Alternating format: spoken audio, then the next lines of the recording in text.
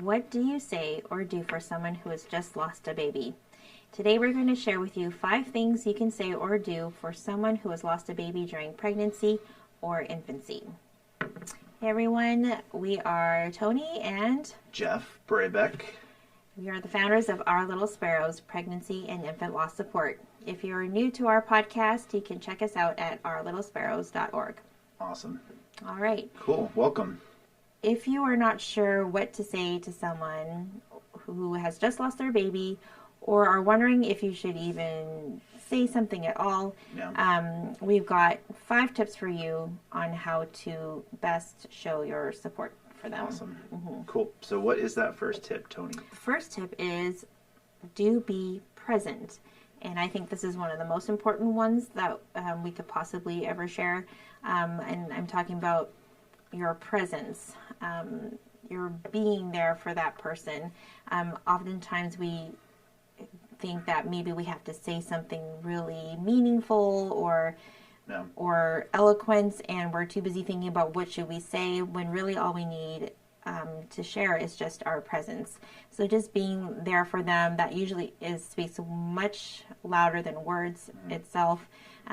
It has more impact, I would think, and from our experience, I would say just a person being there for us, being present in our house with us, is more powerful.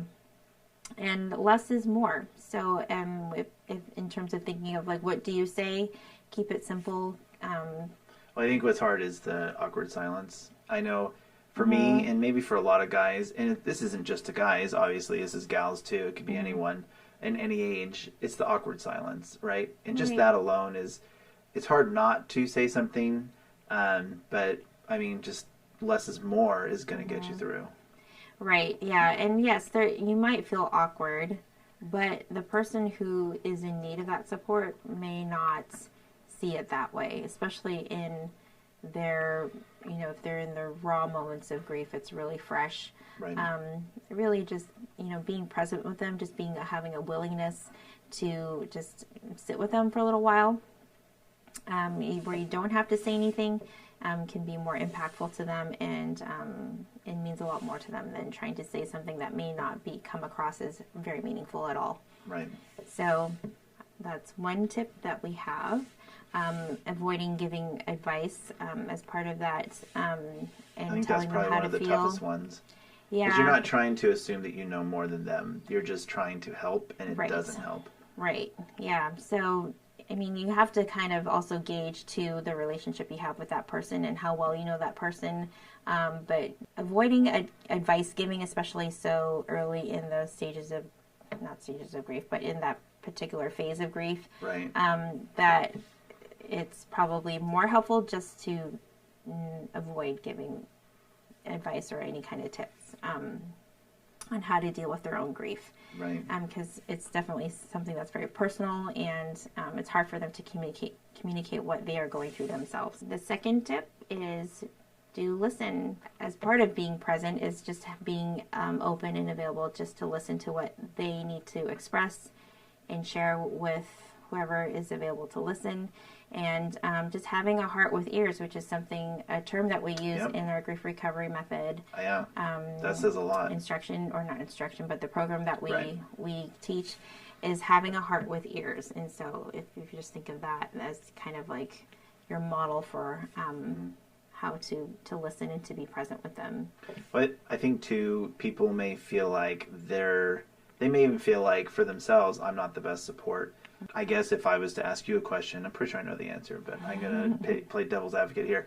Do you think it's okay to suggest to them that they find support? And what does that look like? Right. I think... Or is that offensive? Well, I mean, again, it can be, but it is all dependent on your relationship to that person, and if you have that kind of rapport with them that you can suggest that and they will receive it well, then maybe you could. But it's all dependent upon the relationship. If you don't know that person very well, don't go there. Maybe avoid it, kind of feel it out first before you offer advice like that. Right. And I'm just thinking someone that's like just overtly devastated. Like it's so obvious that extremely lost, extremely broken. I mean, someone may be facing that who's listening to the podcast, right? And so the question begs, at what point, this is like initial trauma. This is initial loss. This is, I mean, for us, we had stages of grief because we got pre-diagnosed. Right. And that's the emphasis of our little sparrows, is walking alongside those who've been pre-diagnosed. So let's just assume we're talking to someone who's been given a fatal or a life-limiting diagnosis for their baby, right? And now they're faced with this devastating, reality that their baby's life is not compatible. Right? So then it begs the question, if someone's coming alongside that mom, and that mom is so overtly devastated, like they're crushed, they're just extremely lost. It's like, is that the moment that you ask them if they want help, seeking support, and what that even initially might look like? Yeah, I mean, I guess the way I've approached it is I ask the person that I'm speaking with, who in this particular case was very distraught. They just received news, like you said, and so it's very fresh. They're reeling at this point. And so I ask them, who do they currently have as their support? Like, who is their support person in their family? Is it their spouse or partner? Is it their own mother, best friend?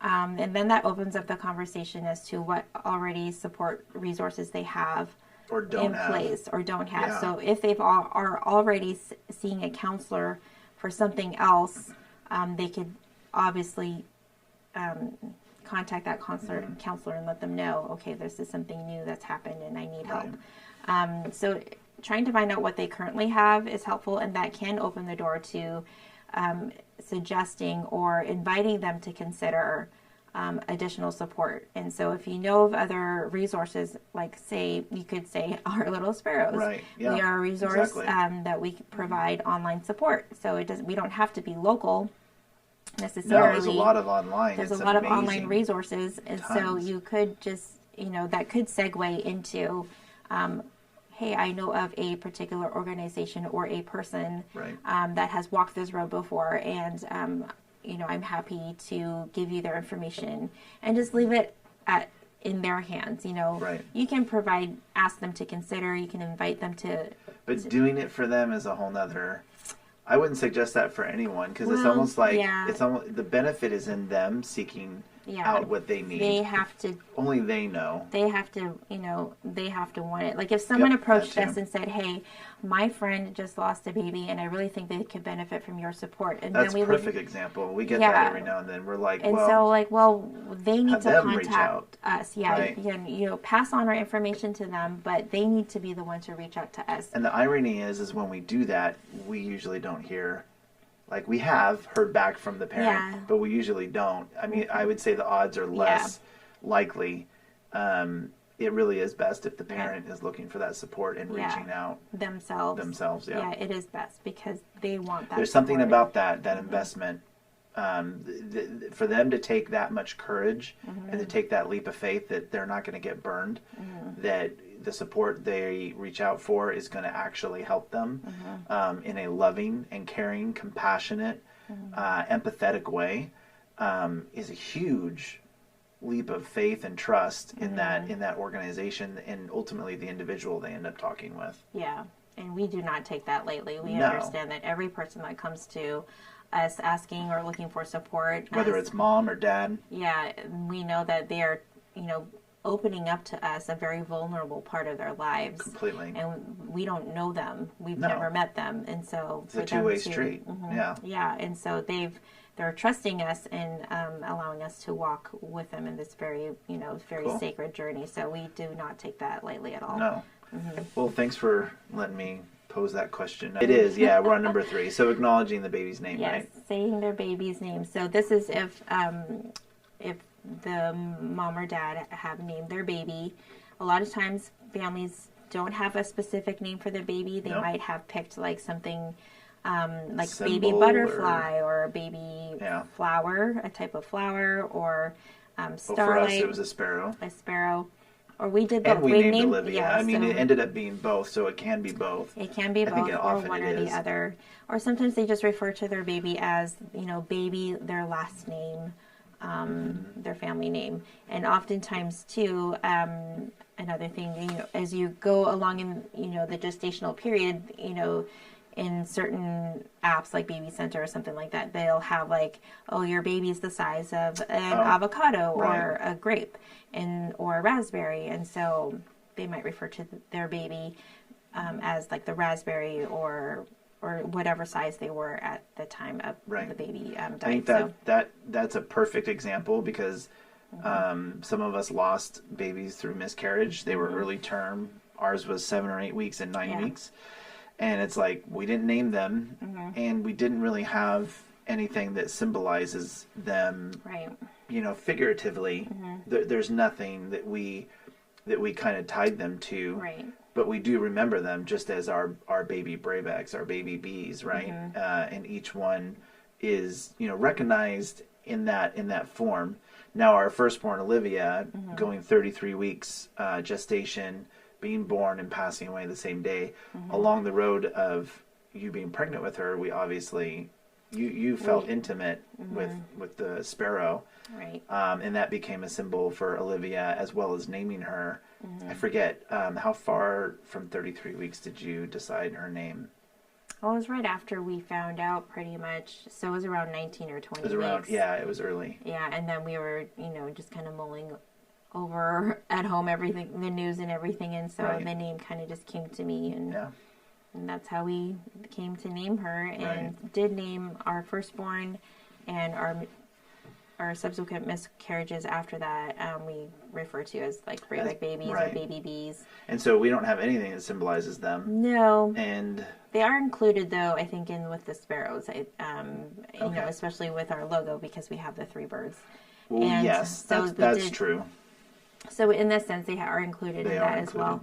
But I should know that. But you're right, though. We didn't like to have any specific ties to like like a bird or an animal or anything or flower to kind of like, hey, this is. And other parents may be in that exact same position, and so just acknowledging that they were pregnant, I think would that be the bare minimum?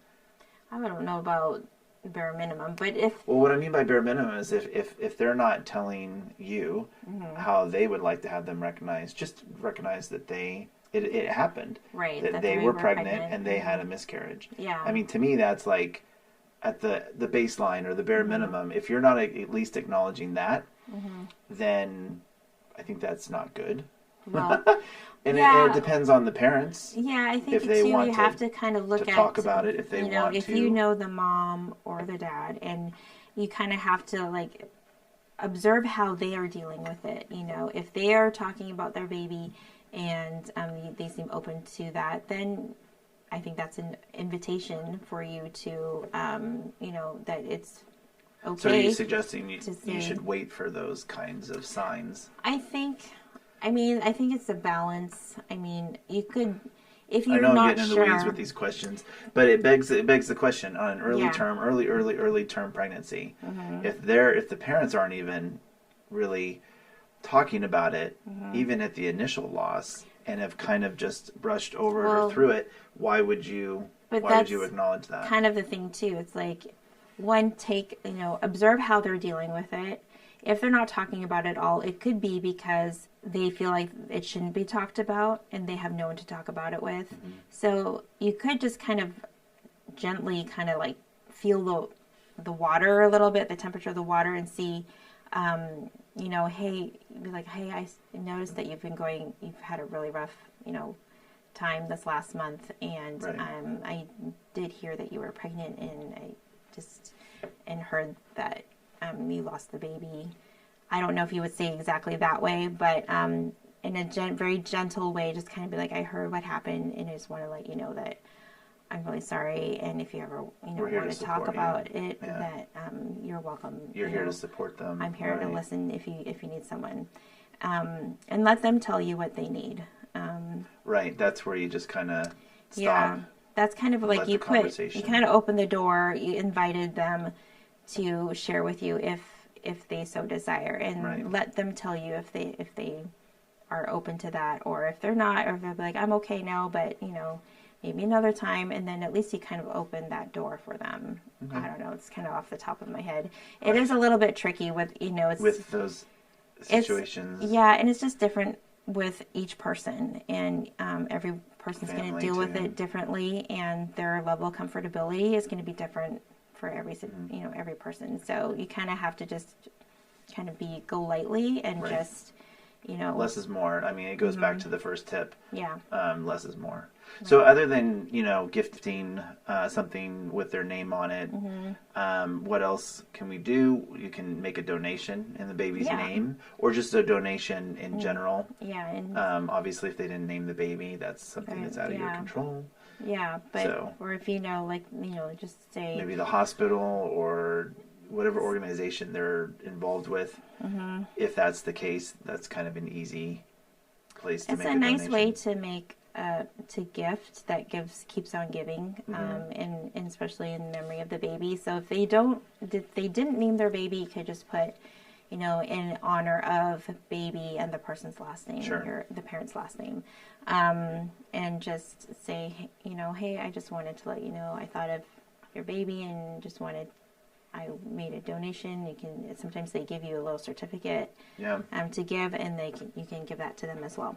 Okay. And another important thing is just to also remember their birthday or their anniversary. Yeah. So if you I think that's a big one for families, whether they realize it or not. And obviously, the relatives or friends or family around them probably don't realize it at all. yeah It's kind of goes back to those things where it's like the parents almost need to advocate and tell others around them they do want to acknowledge the birthday. They do want to acknowledge.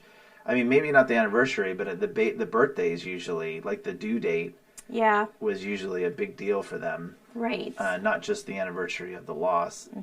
And I guess it's different for every family. Yeah. My opinion is, I would imagine the original birth date is huge.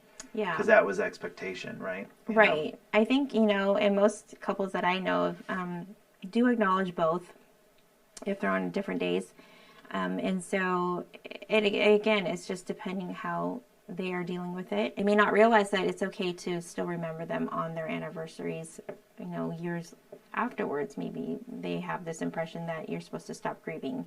Right. And somehow, we as supporters need to let people know that no, it's okay to still remember and honor your loved one years, Right. Year after year. I almost have to take back my last statement because, to be honest, we celebrate Olivia's every October 5th. It's the day we lost her. I mean, well, never mind. It's the day she was born. We actually gave birth, you did, to Olivia, and then she died the same day. So that's a unique situation. So never mind. I go back to my original statement. I really feel like I do agree with you that that both dates are important. But I really feel like in some regards one date is more heavily focused on than the other for different reasons. Right.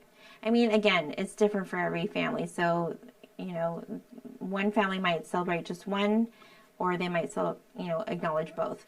And so it's just different for each person. So you just need to, as a support person, observe what they're doing, or even have conversations that can lead up to what are they doing. How do they plan to, spend the next couple days in terms of their baby's birthday and anniversary.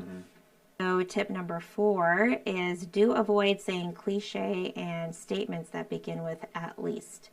And this is where we have statements that are logical statements that make sense, like the "at least" statements. Like, Right. For an example, someone might say to a person who just lost a baby, "At least you're young, you can have another baby," or "at least you have other living children at home," or "at least." I don't know, at least there's a ton of them. Yes, those statements make sense, but they do not help the hurting heart.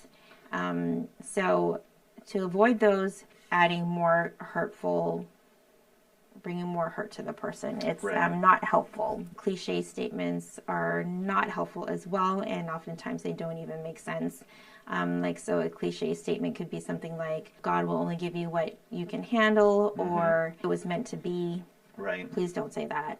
Yeah, no. Those are statements that people often say with good intentions to bring comfort to the person that's grieving, but they are not helpful. They are more hurtful than anything else. And so to avoid those kinds of statements would be helpful to them.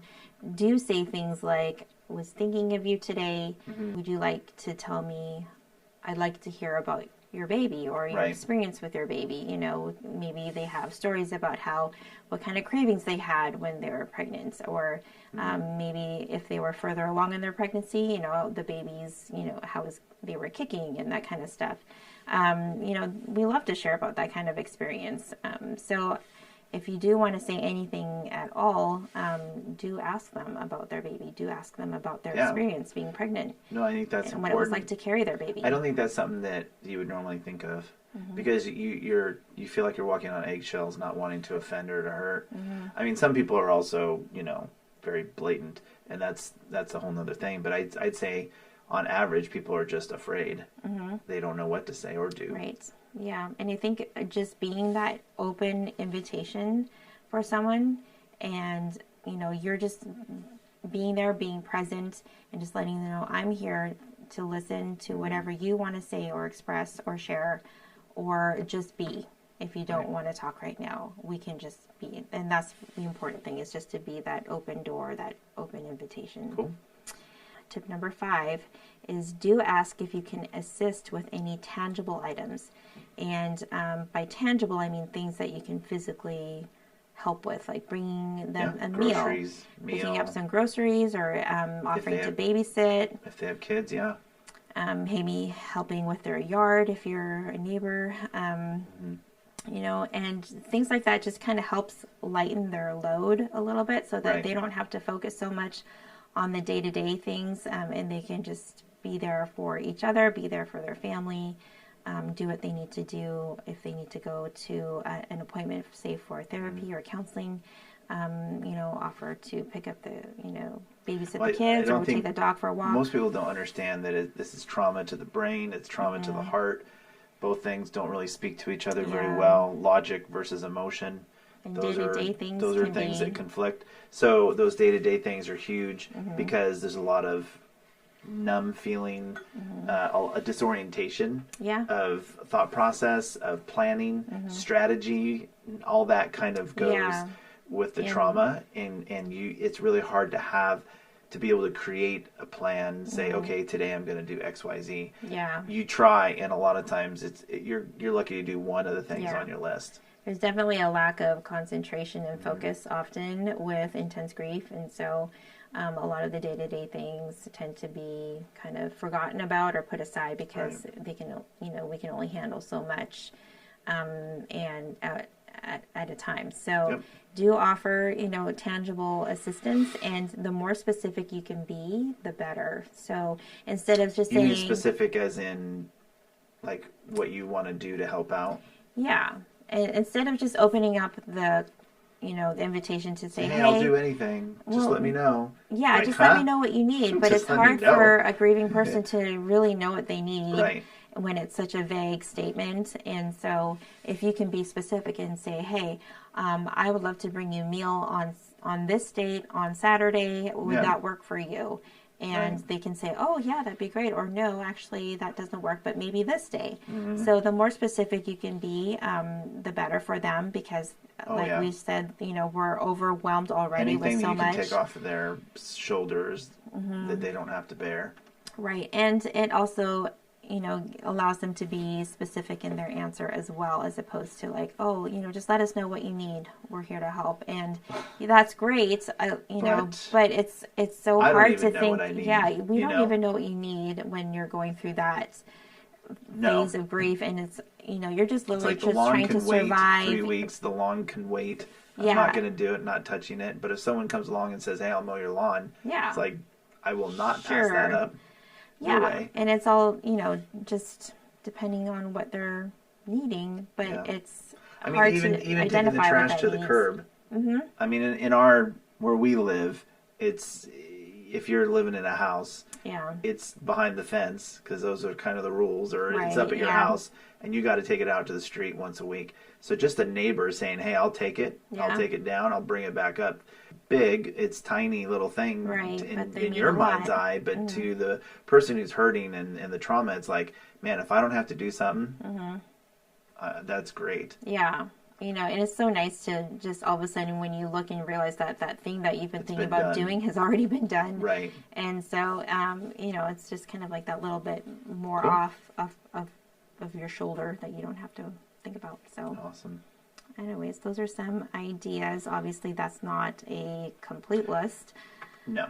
but But I think this is it kind of lays the groundwork. It gives some ideas. It gives, I think at the bare minimum, it's like, we needed to talk about how to come alongside someone. I mean, that was tip number 1, is just being present, right? If there's anything we were going to hit home from my perspective, it would be that. It would be just be present. And when they're ready to speak, when they're ready to ask for specific help, if all of a sudden something randomly comes up and it's top of mind and they just spew it out, it's like, cool, I'll do it. Let me take it. yeah, And that's enough in a lot of circumstances, in a lot of relationships, and a lot of families. That is enough. Just being present and waiting for when they do think of something that needs to be done. Can you just go grab the groceries? Can you just go pick up, my son from school? I know your son goes to the same school. That kind of thing. right, yeah. And these are obviously all suggestions and stuff that we know had helped us, and we have actually ourselves have applied with others that are grieving around us.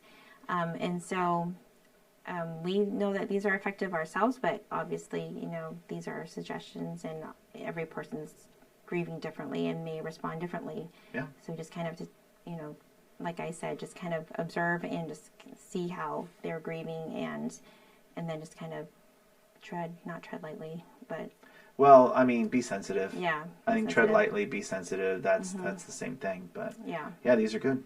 Well, I mean, as always, if you're listening to this podcast and you're listening to this because you have friends, you have family that are going through the situation,